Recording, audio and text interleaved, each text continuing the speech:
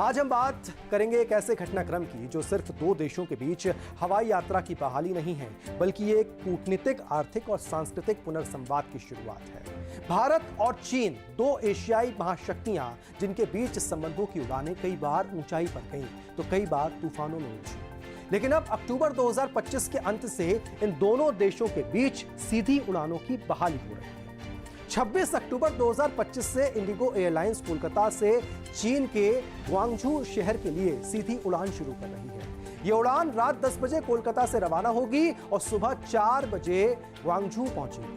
Ticket की कीमत लगभग 15,000 रखी गई है, जो कि एक प्रतिस्पर्धी दर मानी जा रही है। इंडिगो के सीईओ पीटर एल्बर्स ने इस पहल को ग्लोबल ग्रोथ प्लान का हिस्सा बताया है। उन्होंने संकेत दिया है कि कंपनी चीन में और रूट जोड़ने पर विचार कर रही है। हालांकि एयर इंडिया भी पीछे नहीं है, वो दिल्ली से शंघाई के बीच सीधी सेवा शुरू करने की योजना पर काम कर रही है। आपको याद होगा कि 2020 में गलवान घाटी में हुई झड़प ने भारत चीन संबंधों को गहरा झटका दिया था।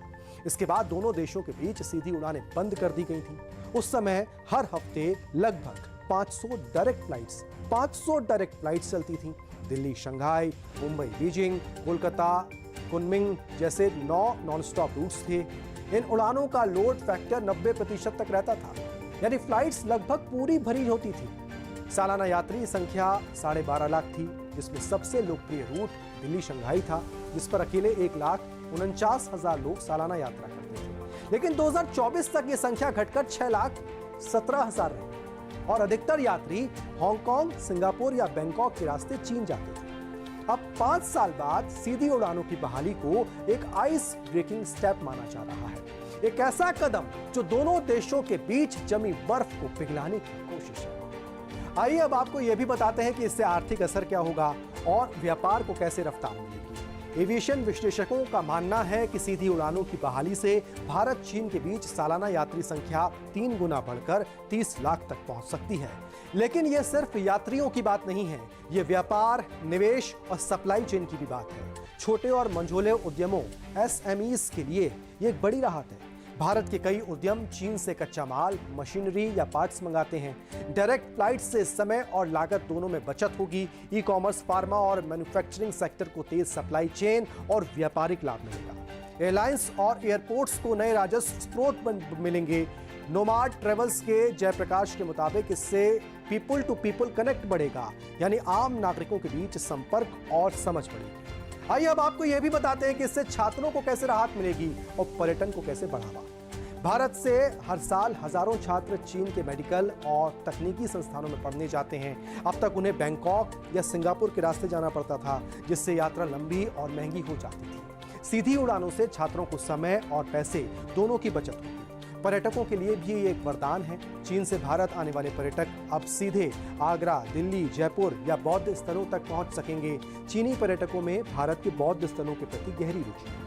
लद्दाख, गया, बोधगया, सारनाथ, कुशीनगर, नालंदा, अजंता, एलोरा जैसी जगहों उनके लिए आध्यात्मिक महत्व रखती है।